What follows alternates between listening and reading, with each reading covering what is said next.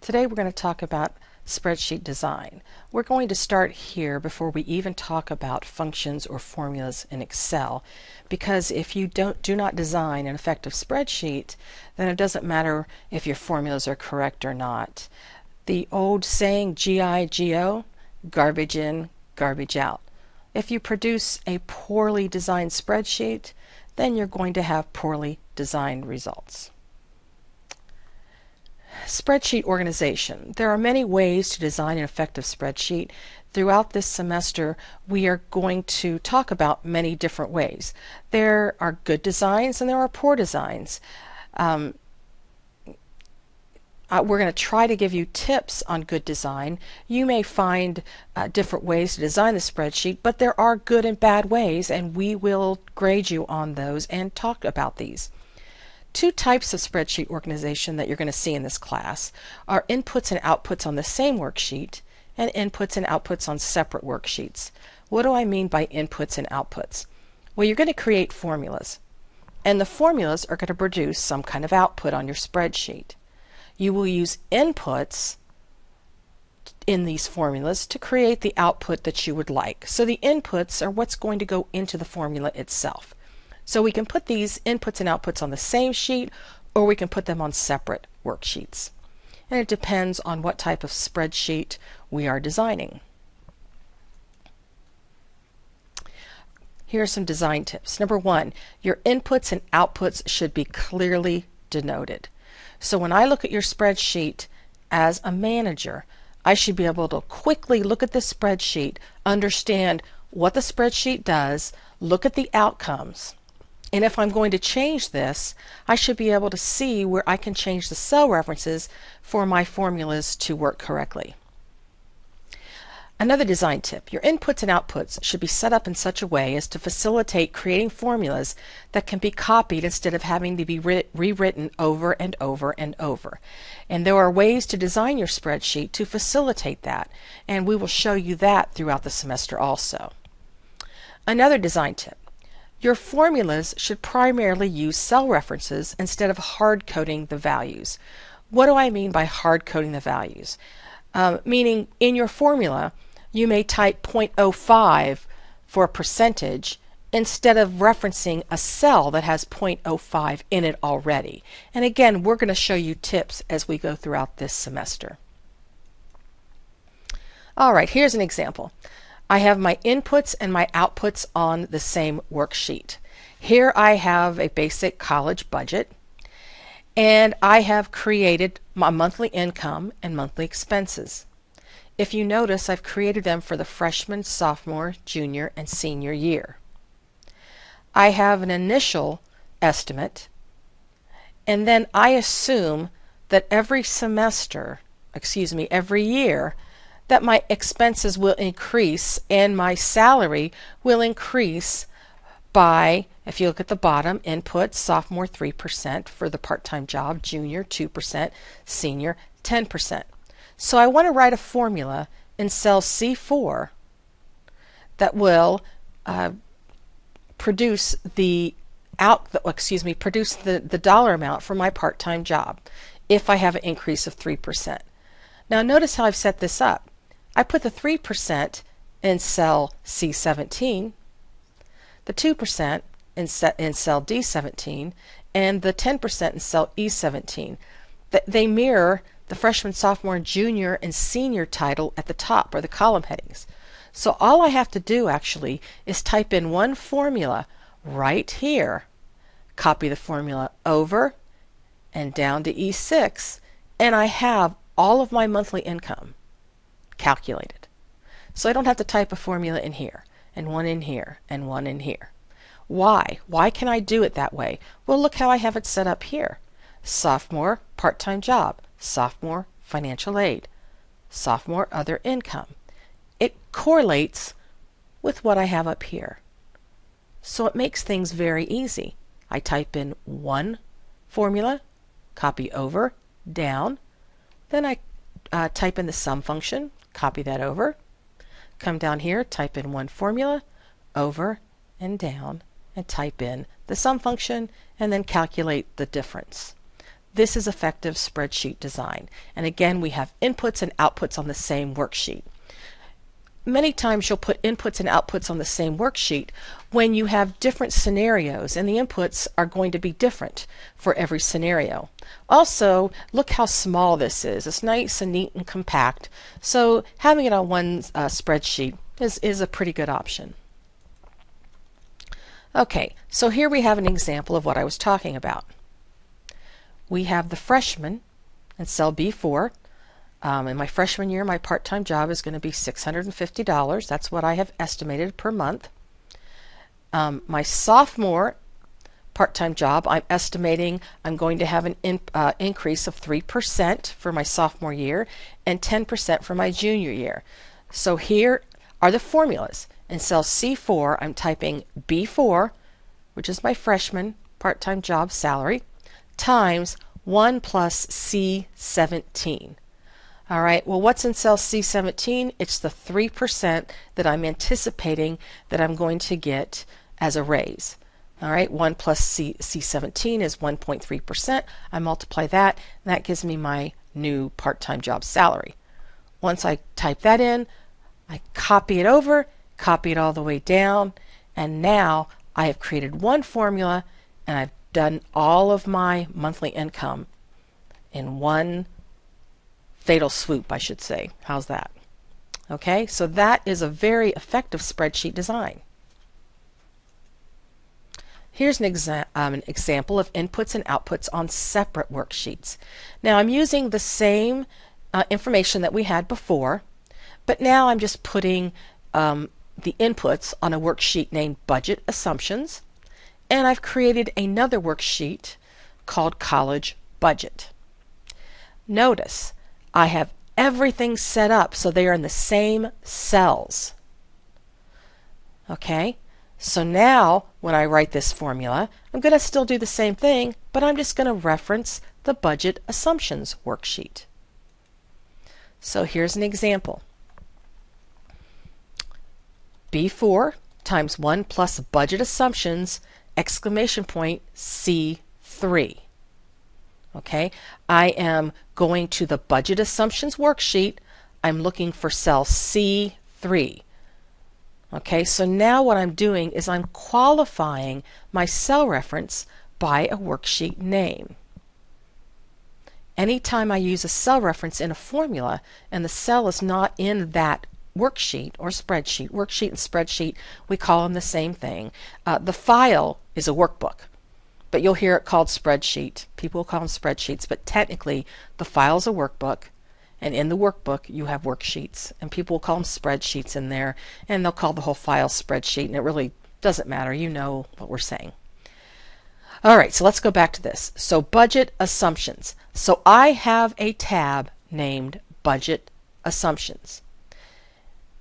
In Excel, when I'm referencing another cell from another worksheet, this is what I do. I put the worksheet name, I put an exclamation point to tell Excel, okay, that's the worksheet name. Now I'm going to give you the cell reference, and then I give the cell reference. If you notice, I have a single quote around this spreadsheet name. The reason why I have a single quote is because I have a special character in the spreadsheet or the tab or the worksheet name. What is this special character? It's a space. Budget, space, assumptions. If I had this all one word, I wouldn't have to put single quotes around it. But because I have a special character, I have to let Excel know that this is all the spreadsheet name. Okay, what are special characters? Well, a space, a hyphen, anything like that is a special character. All right, so we have this. The other thing I want to point out here is you can also point and click. So you could type in this whole formula like you see it. Or you could do a point and click method, which is very nice. So I could type in equals B4 times left parenthesis 1 plus. I could click on the Budget Assumptions worksheet, click on cell C3, type a right parenthesis, and hit the Enter key. And now I've done a point and click, and I do not have to type in all of that. Many times if you get used to typing it, you'll do it, but point and click is so much easier and so much nicer. Okay, and we've talked about all this in the previous slide.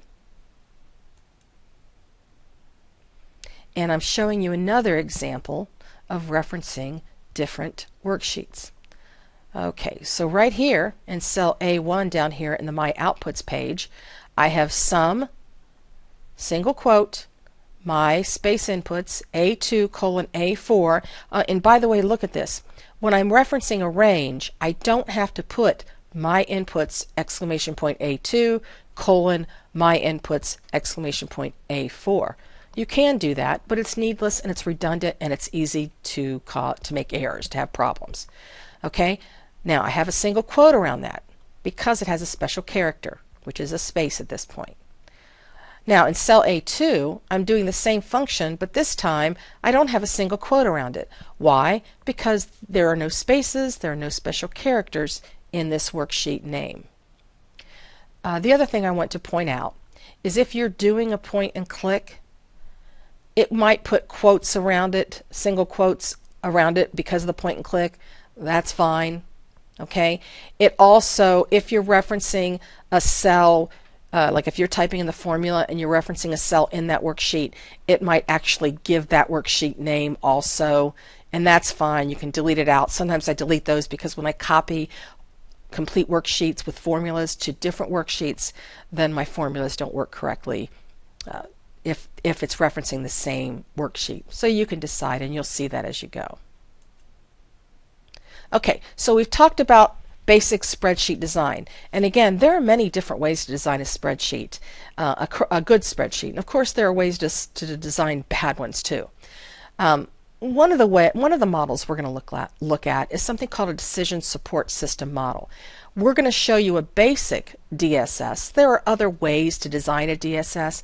I'm just going to show you one way that we're going to see in our book. You should have already walked through this problem, this example, before class. That was your reading. You should have read that and actually did the problem or the case associated with that.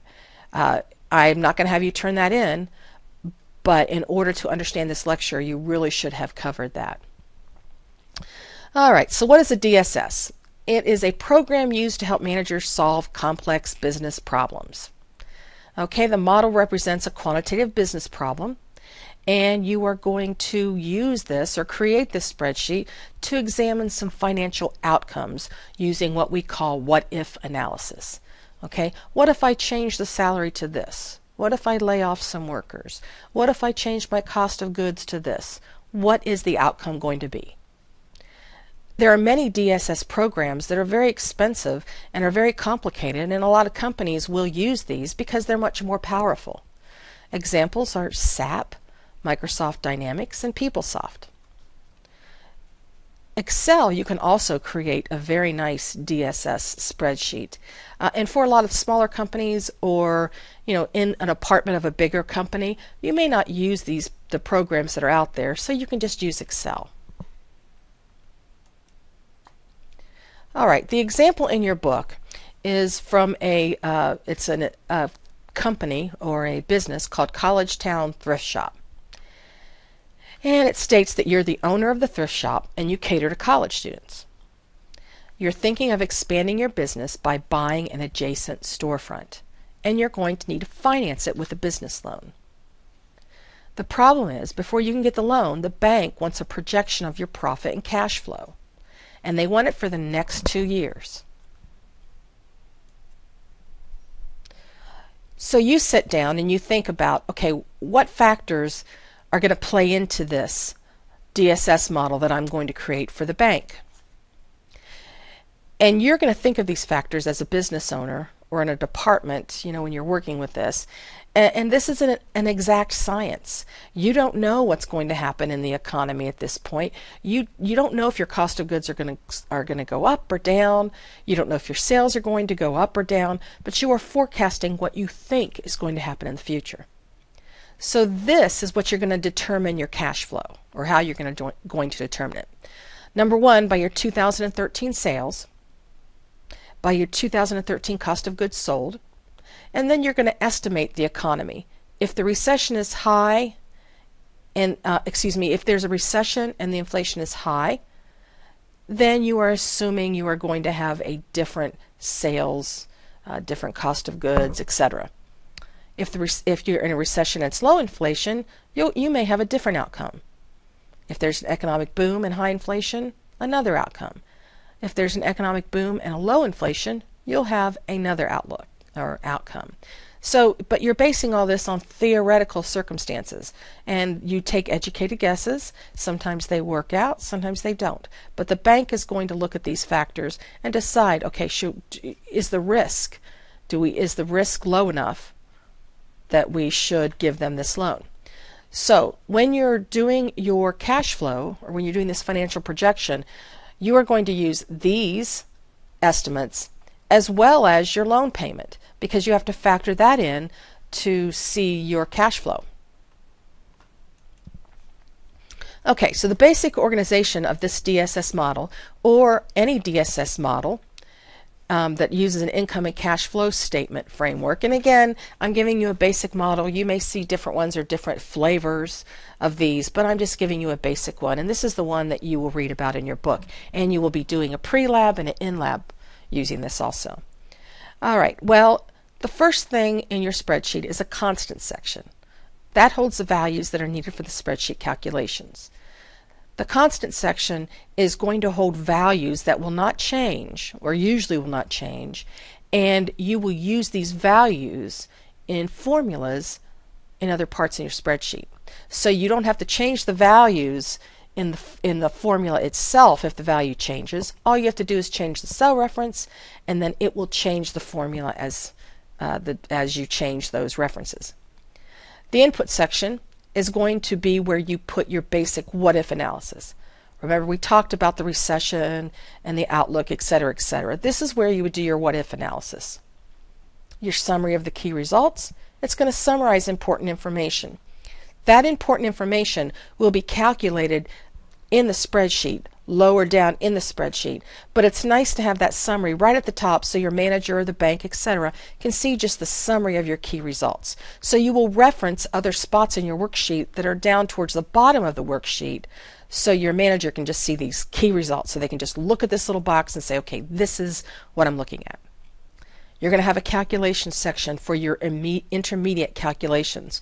It's really a good idea when you have very complicated calculations that you do a little section that just has the intermediate calculations, and you can reference those. And sometimes you'll reference those in other formulas. So if you have it there, you can just reference that instead of typing in this huge formula when you need it. And then finally, you're going to have the body of the statement, or the body of the spreadsheet. And it's just going to be the income and cash flow statements. Now again, all of this is going to be summarized up in the summary of key results section. All right, so what are your steps? Number 1, you create the skeleton and you add any constants. 2, fill in the easy formulas. And 3, fill in the hard formulas. This is a skeleton of the DSS that was in your book in Tutorial C. All right, and you notice they set this up for you. It's very nice, very clear to read, and it has all of the different parts of the DSS we were talking about.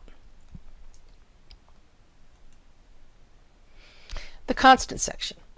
These are values that are given to you, and they usually don't change, but you can change them if needed. All right, so for example, right now I'm anticipating that my tax rate for 2014 is going to be 33%, and my tax rate for 2015 is going to be 35%. And I estimate that I'm going to get a loan for $100,000. Let's say that I find out that these 3 different things are not right. I can just go in and change these in the cell references, and then when I create formulas, it will reference this cell. So I don't have to go change the formula itself. That's easy. It also lets your manager know right here, what's the tax rate? What's the loan amount? They don't have to go look in the formula. The input section. This is how you're going to play your basic what if. Recession, high, recession, low. Boom, high, boom, low. And you're going to put this here, and based on what you put here is what your spreadsheet's going to show. summary of key results. Again, this is a quick bottom line for your manager. You are going to reference other parts in the spreadsheet to get these answers. All right, calculation section. All right, this is your intermediate values for your cash flow statement. And you have the calculations for an expansion and calculations for no expansion.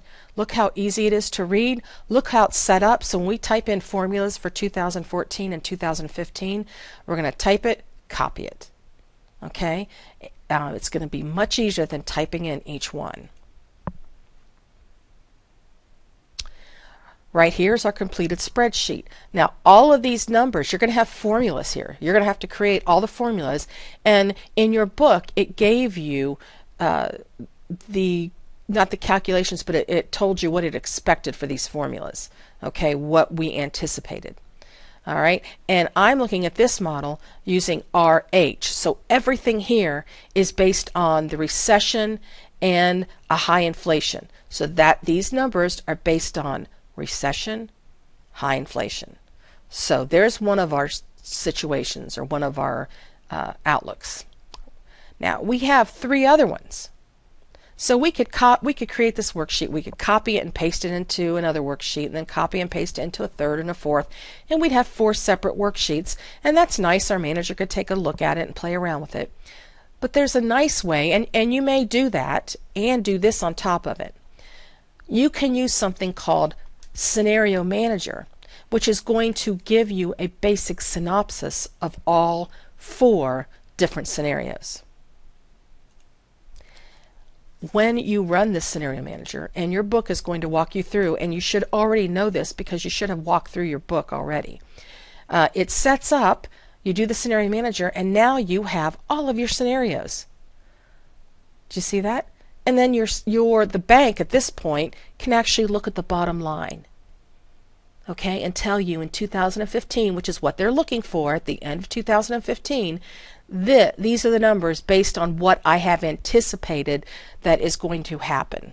Again, anticipation is guesswork.